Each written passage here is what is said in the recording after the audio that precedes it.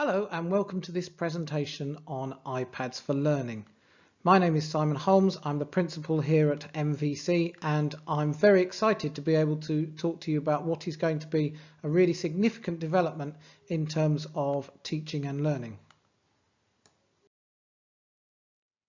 Here at the CAM Academy Trust, we believe that technology is very important in terms of enhancing education, in particular to enable our pupils to learn powerfully, to learn skills that they are going to need for their whole lives, and also to learn collaboratively from each other. And that's a really important skill in terms of their being able to work in teams as they move forwards through their careers. One of the main aims of MVC, or indeed any school, is to prepare our children for the life that they're going to lead after they leave us. So to get them ready to take on the demands of sixth form, further education, apprenticeships, and then a career. So we have a responsibility to equip them with the skills that they're going to need to succeed in the workplace, to be digitally literate, to be able to solve problems, to be creative, to be able to work independently, and also to be able to collaborate with others when necessary. We want our pupils also to be imaginative, adaptable, resilient and ambitious. A significant proportion of the pupils that we teach are going to go on to jobs that don't actually exist yet and haven't yet been invented. And we believe that iPads or one-to-one devices will empower us to work together to open up these new avenues to learning so that our students are flexible, creative and better prepared for the future. One of the important aspects of this endeavour is that we're not doing this on our own. So it's trust-wide. All the secondary schools are getting involved and are at different stages. So we're able to learn from each other, and that makes it a powerful example of sharing practice and development. We can access the same training. We can use our existing networks in order to share ideas. We already have staff devices in place and we've already had some training, and obviously that training will continue as iPads or one-to-one devices are introduced. And actually the recent lockdowns that we've had have shown the power of digital learning, and that's just brought it home to us and in fact to all of us, I think, just what can be achieved digitally. So what I'd like to do now is to talk a little bit about the iPad pilot that we did. Back in 2019, our current Year 9 pupils, half of them were given an iPad for half a term, with the staff having iPads as well. And we tried them out in lessons and we were experimenting with them. And again, that was part of a trust-wide project. We had the iPads for a period, and then the iPads went to Comberton Village College and they went to St Peter's in Huntingdon and so on. So we were all doing the same sorts of trials and pilot projects, and again learning from each other. And one of the other things that we did was we used questionnaires to find out how successful the trials had been, and we had really positive results from our questionnaires with a very high return rate as well. So we had a staff questionnaire and we had pupil and parents. So to start off with the staff, then as you can see there were a number of positive comments coming back, and I've asterisked a couple because actually in these particular areas these percentages were the highest that came out across the trust. So some of these answers will be reflected in some of the other schools, and some of them will have a specific impact in Melbourne. So particularly impressive is that the 96% iPads have the potential to develop other skills in pupils beyond just the digital learning that you're doing. So what we're always doing is trying to work out how something can have another impact. And only 4% found that they were a distraction from the learning points. And I think that's really key, because it's about trying to do things better than we are currently doing things. And when you introduce another element into the classroom, there's always this question: is it going to actually distract from what you're trying to do?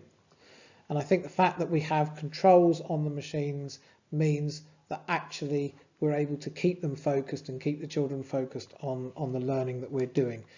And virtually 90% saying that iPads has the potential to help raise attainment and to improve progress. And of course, that's what we're all about.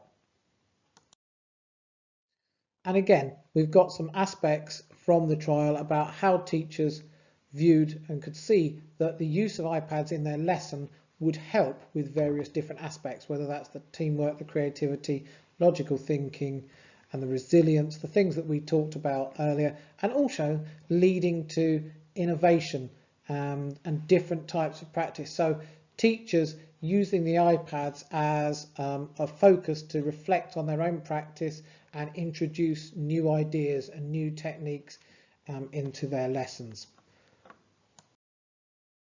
In terms of parents, then we looked at the percentage that agreed or strongly agreed that using a one-to-one iPad had. So once again, you can see that there are very positive results and very positive feedback in terms of pupils' attitudes towards schools and their learning. Their attitude to homework can be a challenge for some pupils and for some parents. So anything that improves pupils' attitude to homework's got to be a good thing. Improve their child's organisation for school. So again, we're looking at these other benefits outside just the learning. Fundamentally here, improve the child's achievement in school.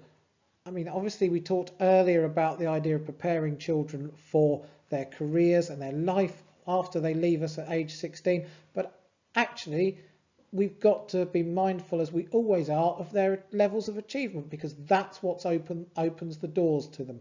You can't get a place at the sixth form of your choice or the university of your choice if you don't have the grades. So it's those grades that open the door in the first place. That achievement is really important, and then it allows you to demonstrate and to show all the other skills that you've learned around that. So we were very pleased about that, and every single parent that responded said their child had enjoyed being a part of the project, which was great. Then we looked at the results of the pupils and what they said. So again, positive results, making them feel more confident in lessons. They felt they tried harder in lessons, made more effort, they enjoyed the lessons more because it was more interesting, and they participated more. Okay, those are all good things about their attitude towards learning, and then help them learn more in lessons, which is, as we said, what we're all about. Okay, 83% said they felt it helped with their organisation, and a lot of them also indicated that it helped them with their homework. And remember, this was a couple of years ago, so it was pre-pandemic, and so again, the impact is going to be even bigger now.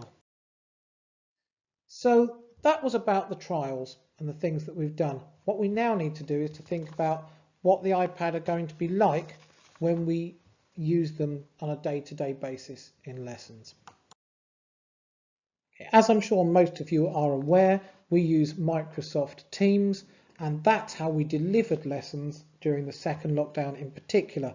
And it's also a way that we can store work and resources and pass that to pupils, and that pupils can submit their own work through quizzes and forms, as well as through attaching documents and things like that. The catalogue is our filing system. It's where all the pupils' work is stored, and it's where our resources are stored as well. So again, what this means is that pupils will be able to access all their work from school, from home, at any time, and be able to continue with the same piece of work at home as they were working on at school in their lessons. So it enables the two areas to link together more seamlessly. In terms of the benefits of using a one-to-one device in lessons, well, firstly, it widens access to research. So whereas we might have presented a child with a textbook, asked them to read a couple of pages and then write something about it or answer some questions, now we open up the possibility of using various different websites, or indeed the whole internet should we choose to. Now we can lock the machines down, so we can make it only that they can access certain pages, but again, we have the choice about that, and we've widened what they can look at, and their information beyond just one particular textbook that we have in school.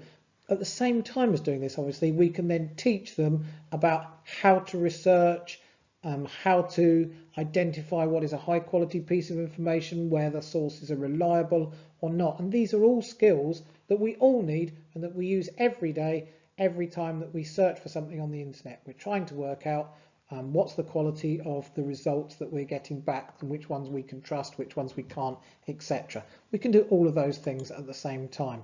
We can make sure that their learning is more individualized. So instead of watching a video as a class, they can watch it individually. They can pause it, rewind, just watch a bit again should they need to, if they didn't understand something. So again, you can do that individually.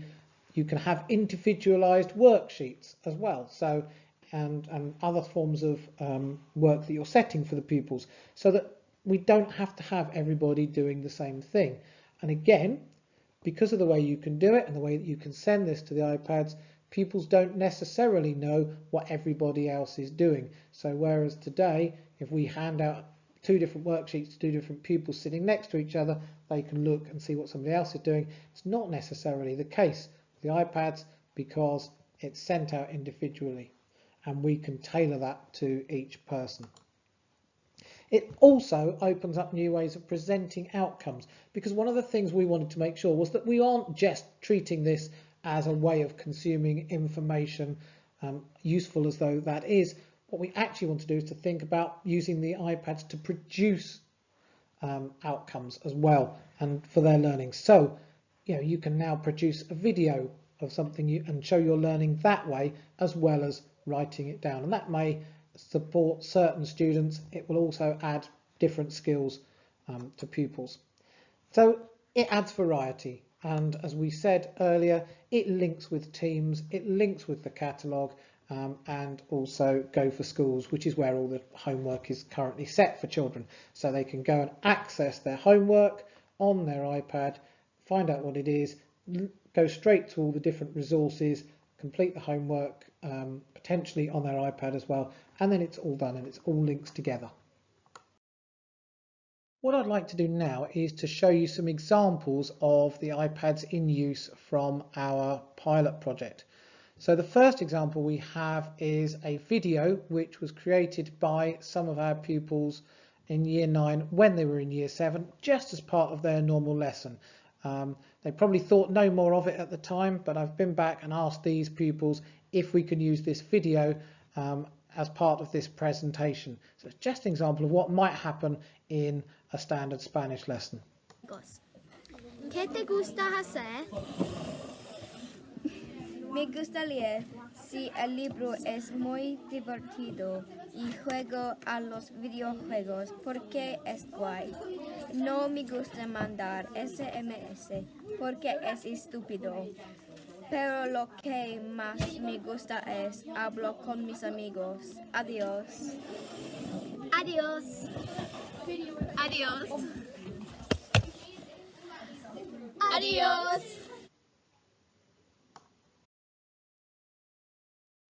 And here are children giving feedback in a PE lesson.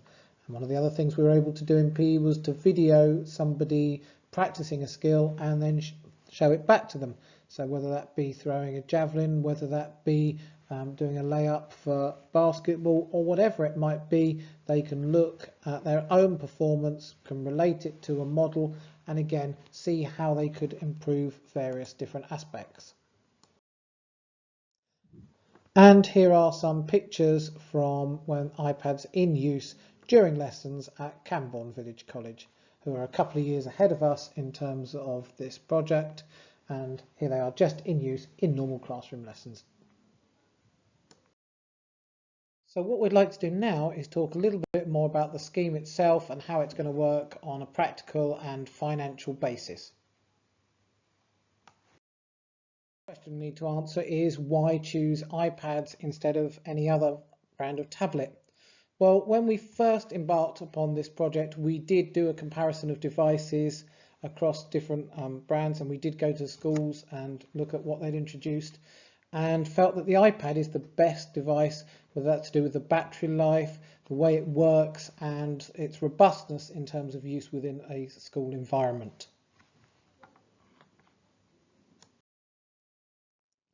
In terms of funding it, well, we needed to start off with some principles. We want this to be fair, we want it to be sustainable, and we need it to try and be affordable. And we will be honest that this is going to take a significant financial investment. To make it work, we will need your support in the form of voluntary monthly contributions towards the scheme. So we're looking at a lease plan with two different models as pupils move through the school. There's a 3-year lease in Key Stage 3 and a 2-year lease in Key Stage 4. And those contributions are slightly higher in Key Stage 4 because you're looking at a 2-year lease. So it's £14 a month at the moment as opposed to £11 a month in Key Stage 3. So what you get for your money. So you'll get an 8th generation iPad, so one of the latest models. You'll get insurance paid for on top of that. So if there is accidental breakage or anything like that, that will be covered for you. Case and a screen protector. Also technical support during school hours. So we will deal with all of that. Anything that happens during school, if there's an issue, bring it to school and we'll be able to help support. Obviously a range of apps provided and managed by the college. And that's really key, is that the iPads will be on our system and they're managed by us. So we limit what goes on them, and your children can't just choose to install anything they like on their iPad. And there'll also be parental controls available for home use, because obviously that's something that a number of people will be interested in and potentially concerned about, is what their children can access at home. But because of the way the iPads are managed on this system, you will be able to set your own controls at home. And at the end of each lease, there's the option to purchase the device if you want, in order to have it at home. They'll get returned to us, but if people want to purchase them, then they can. We're aware that a number of you will have questions about this scheme, so we've prepared a document which hopefully will answer a number of those questions. 3 of the most common that we've been asked are: can your child bring their own iPad into school? Well, unfortunately the answer is no, and that is all to do with the way that the devices are managed. So because the devices are ours and they belong to our system, we can manage them and control what's on them.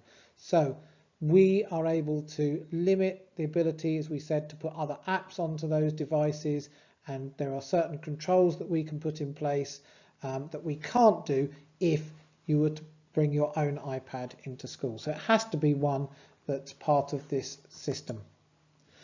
There is some financial support available, particularly for those people who are in receipt of the pupil premium, but also we understand that there are other families who will find these contributions difficult, and so we would urge you to get in touch with us about that. Fundamentally, though, as we said, we do want as many people as possible to support this scheme, because if we don't have sufficient numbers to do it, then we won't be able to take it forward at this time. Will they be on a screen all day? Well, the answer is no, and this links into, well, hang on, exams are still written. Are we going to not practice writing? Well, no, we're not seeing this as a replacement, and as much as we are enthusiastic about online and digital learning, we're seeing this as an additional tool, as an additional resource to be used alongside the other skills, the more traditional skills, and we will still be practicing them. Children will still be writing essays. It's just that they might be able to research those essays more efficiently, and the quality of those essays will be better because they'll be able to refer to their iPad. So it will just be another resource. Some lessons it won't be used at all. It will just depend. The main thing is it's used where it makes the learning better, not just for the sake of it. And we have collated a whole lot of FAQs together, and we've put them on the school website. So if you go to the parent and carer section, then there is a bit about iPads for learning, and they're all available on there. In terms of next steps, what we'd like you to do, please, is to complete the initial interest form, which is attached to the email that we sent home, and is part of the letter by Friday the 2nd of July. That will enable us to gauge the current level of interest and whether we're able to move forwards at this particular point in time. We then will make a decision about individual year groups, and we will then send out an official financial commitment and lease agreement, which is with Albion, the company that we're working with. All the material from this presentation, the FAQs, the letters are available on the school website under the parent and care information and on the iPads for Learning page. Finally then, thank you very much for watching this presentation. I hope you found it useful and informative.